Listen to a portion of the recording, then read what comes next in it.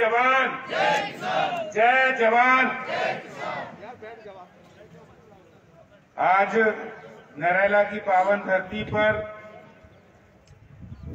किसान पंचायत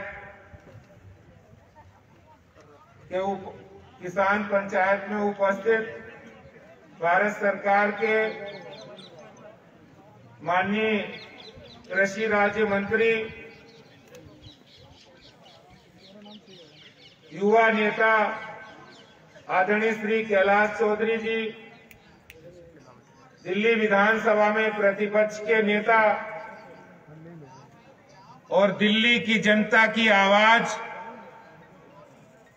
किसानों के हितों की लड़ाई लड़ने वाले ऐसे बहुत ही आदरणीय श्री रामवीर सिंह बिधूड़ी जी, भारतीय जनता पार्टी किसान मोर्चा के प्रदेश अध्यक्ष श्री विनोद सहरावत जी और यहाँ के बहुत ही जुझारू कर्मठ जिला अध्यक्ष भाई देवेंद्र सोलंकी जी, पूर्व जिला अध्यक्ष और यहाँ से विधायक रहे श्रीमान नील दमन खत्री जी, जिले के महामंत्री श्री सुनील मित्तल जी, रविंद्र शर्मा जी, विनोद भारद्वाज जी, हमारे जिले के सह प्रभारी प्रदेश के पूर्व मंत्री श्री संजीव शर्मा जी, जिला प्रभारी श्री अशोक ठाकुर जी, महेश तोमर जी, मास्टर जय भगवान जी, श्री रविंद्र इंद्राज जी, पूर्व विधायक वेद प्रकाश जी, हमारे निगम पार्षद सुनील चौहान जी जो जोन के चेयरमैन भी हैं, श्री आनंद आर्य जी, संजय डवास जी जो जिला किसान मोर्चा के अध्यक्ष हैं, और इस किसान पंचायत में बहुत हमारे किसान भाई यहाँ उपस्थित हैं। हवा सिंह ठाकरान जी, राज सिंह नरेला से, राजेंद्र सिंह खत्री जी, दादा महेंद्र खत्री जी, सतवीर सिंह जी, रघुवीर सिंह प्रधान, माकनेर रामकिशन जी,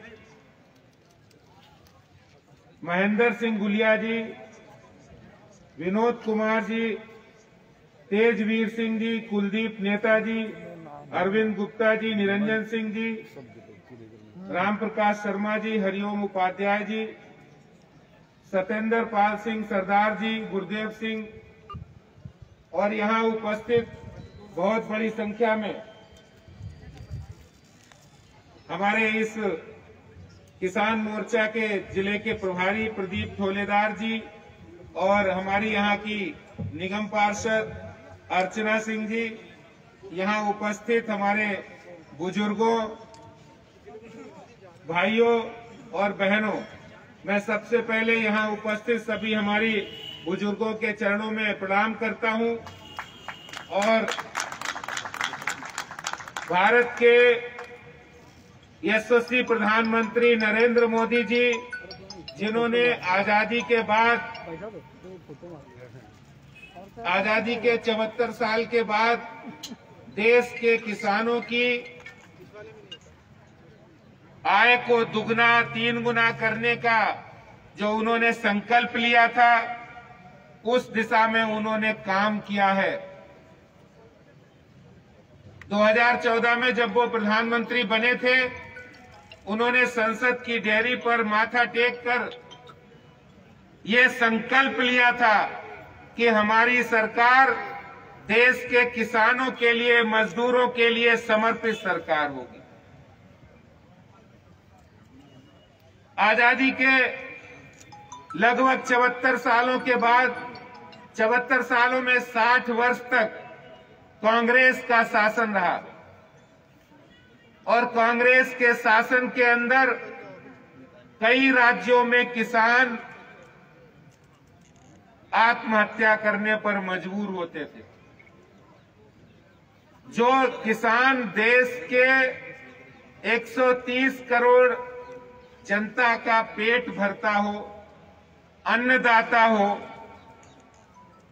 अपने मेहनत, ईमानदारी, परिश्रम, समर्पण से देश में खेती करके लोगों का पेट भरने का काम और देश के विकास का भागीदार हो और उस देश के किसान की दशा खराब हो, आत्महत्या करने पर मजबूर हो, और जब कोई प्राकृतिक आपदा आ जाती थी, आंधी हो, बारिश हो, तूफान हो, ओलावृष्टि हो, बाढ़ हो, वो किसान जब उसकी फसल बर्बाद होती थी तो हाथ पर हाथ रखकर, सर पे हाथ रखने के सिवा, बर्बाद होने के सिवा और कोई चारा नहीं था। प्रधानमंत्री जी ने प्रधानमंत्री फसल बीमा योजना का प्रारंभ किया। जो स्वामीनाथन आयोग की रिपोर्ट थी, जो कांग्रेस के समय बनाई गई थी, उन्होंने सुझाव दिया था कि किसान की आय को दुगना करने के लिए हमें ये कदम उठाने चाहिए। कांग्रेस के समय वो स्वामीनाथन आयोग बना, लेकिन उसकी रिपोर्ट को सरकार ने लागू नहीं किया, और उसके कारण से किसानों में बहुत दिक्कतों का सामना करना पड़ता। आपको ध्यान होगा, कांग्रेस के समय में देश के किसान मुख्यमंत्री जो प्रदेशों के होते थे, वो यूरिया खाद की सप्लाई किसानों को मिले, इसलिए देश के दिल्ली में डेरा जमाते थे और ये कहते थे कि हमारे प्रदेश में इतनी यूरिया चाहिए। यूरिया की काला बाजारी होती थी, किसान को दुगने तीन गुने दामों पर यूरिया मिलती थी, रास्ते में यूरिया लूट ली जाती थी। प्रधानमंत्री जी ने संकल्प लिया और ये तय किया कि देश के अंदर यूरिया सब किसानों का हक है, और उन्होंने नीम कोटेड यूरिया की, जिससे यूरिया की कालाबाजारी बंद हो गई और देश के किसान को यूरिया आसानी से मिलने लगी। प्रधानमंत्री फसल बीमा योजना के अंदर किसान की फसल अगर प्राकृतिक आपदा से बर्बाद होती है तो उसकी लागत का 1.5 गुना उसको रकम मिलना सुनिश्चित किया गया।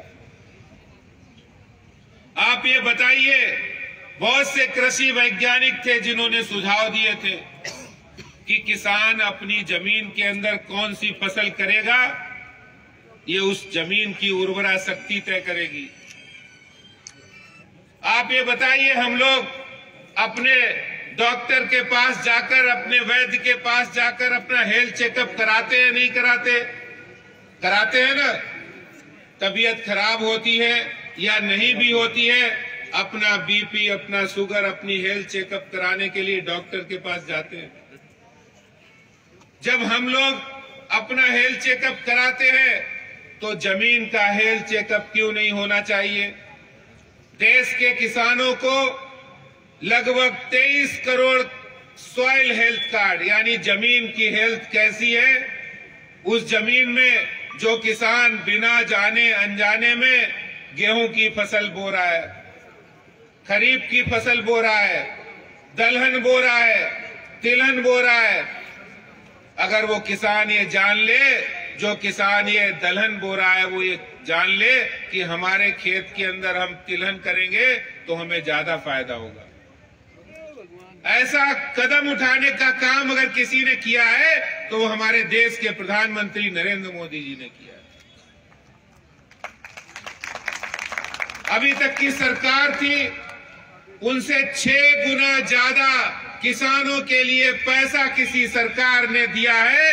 देश की आजादी के बाद पहली बार दिया है तो प्रधानमंत्री नरेंद्र मोदी जी ने 1,34,000 करोड़ रुपया किसानों के लिए बजट में दिया है।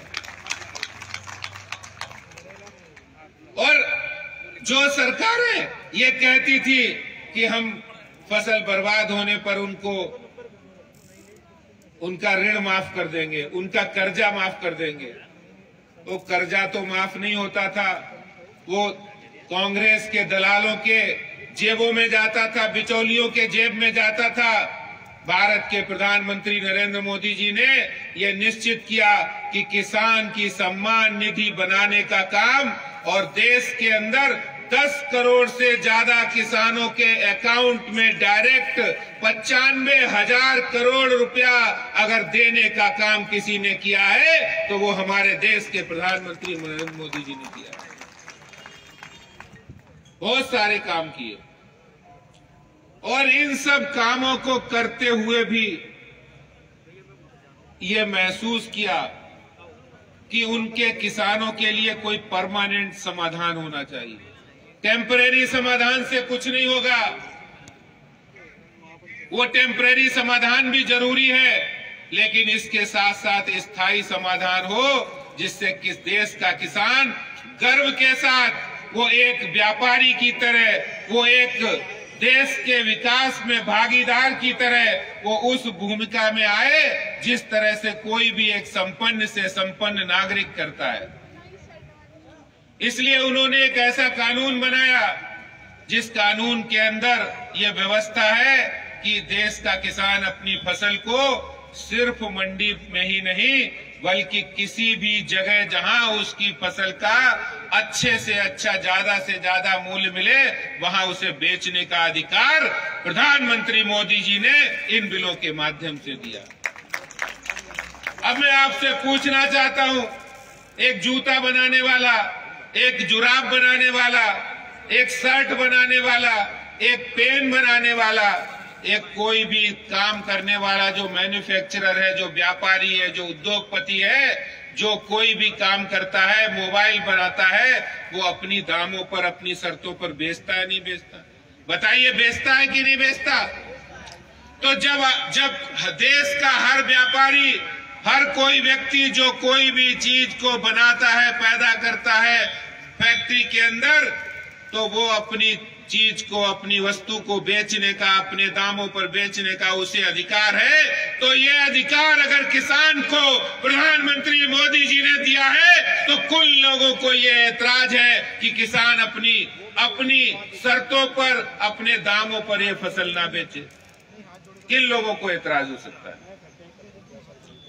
ये ऐतराज उन लोगों को है जो किसानों की मेहनत की आड़ में, जो किसान मेहनत से फसल उगाता है और मुनाफे का पैसा ज्यादा से ज्यादा उन लोगों की जेब में जाता है।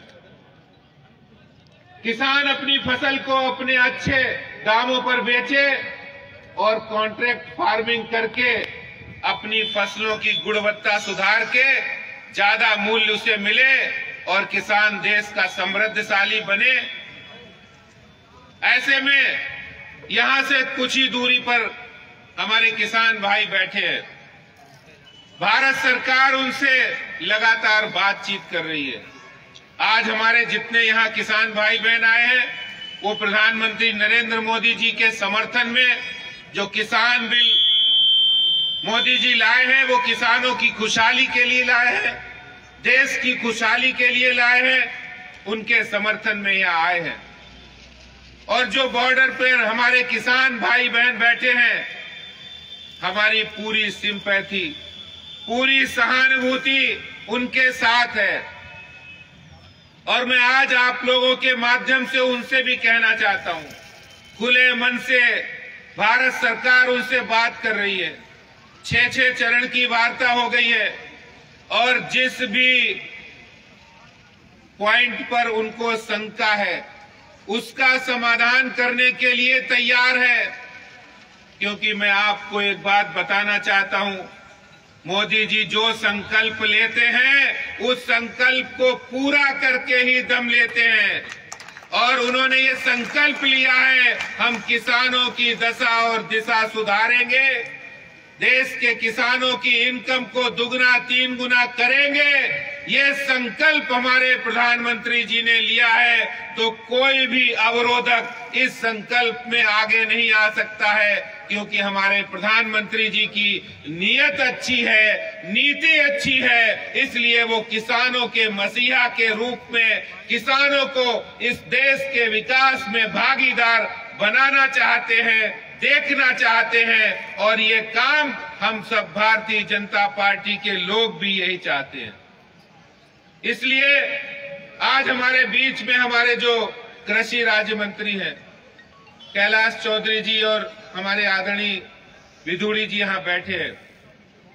मैं आपसे यहाँ ये भी कहना चाहता हूँ कि दिल्ली के अंदर बहुत ऐसे ड्रामेबाज लोग भी हैं जो वहां जाकर आंसू बहाते हैं और ये जो हमारे दिल्ली के किसान भाई बहन बैठे हैं उनकी पीठ में छुरा भोंकते हैं। यहाँ के किसानों को ट्रैक्टर की खरीद पर वो कॉमर्शियल व्हीकल के रूप में वो रोड टैक्स देना पड़ता है। देश के अन्य राज्यों में वो किसानों को अगर ट्रैक्टर खरीदता है तो उनको कॉमर्शियल व्हीकल के रूप में नहीं माना जाता। दिल्ली के अंदर 20,000 एकड़ से ज्यादा जमीन पर खेती होती है और दिल्ली सरकार यहां पर ना तो किसानों को कोई भी खाद, पानी, बिजली की सुविधा देती है। अभी मैं कंजावला से आ रहा हूं, वहां किसान भाई मिले और ये कह रहे हैं ये दिल्ली सरकार ने, ये केजरीवाल सरकार ने उनको कॉमर्शियल बिल भेजा है। अरे शर्म आनी चाहिए ऐसे मुख्यमंत्री को जो वहां जाके ड्रामे करते हैं और दिल्ली के किसानों के साथ धोखा करते हैं, झूठ बोलते हैं। हजारों एकड़ जमीन पर पानी भरा हुआ है, सालों से किसानों को मुआवजा नहीं दिया जा रहा है। खेती पर गिरदावली में चढ़ाया नहीं जा रहा है, किसानों की जमीन की म्यूटेशन नहीं हो रही है। दिल्ली सरकार ये नहीं कर रही है क्योंकि दिल्ली सरकार के जो मुखिया हैं वो वहां इसलिए जा रहे हैं कि उनको पंजाब में चुनाव की चिंता है, उन्हें अपनी कुर्सी की चिंता है, उन्हें किसानों की चिंता नहीं है।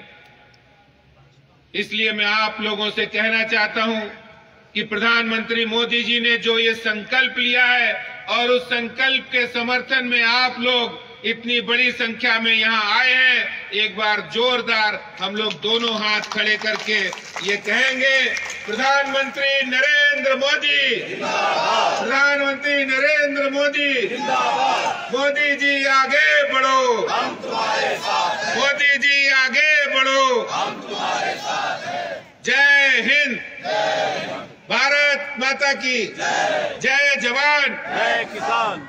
बहुत बहुत धन्यवाद। जय हिंद, जय भारत, भारत माता की जय।